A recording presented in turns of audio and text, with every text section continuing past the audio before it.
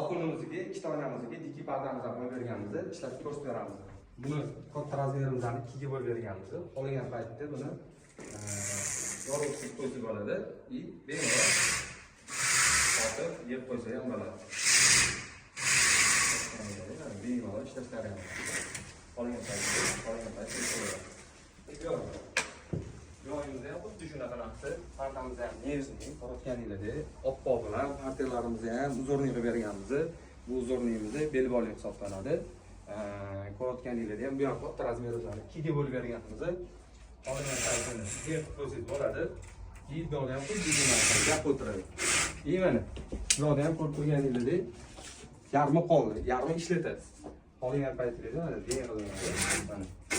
Yorug' o'chib turiladi. Undan keyin surib qo'ysangiz ham bo'ladi.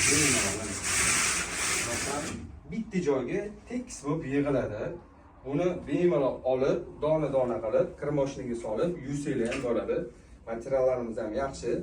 G'ijim bo'lmaydigan materiallarimiz, mana ko'rib turganingizda, mana tekis bo'ladi. Qolgan paytingizda nush qilib, bemalol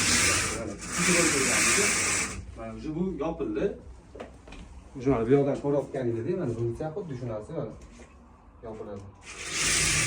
Hozir shu holatida quyosh bemalol xona svetli bo'ladi, tashqaridan ichkari umuman ko'rinmaydi.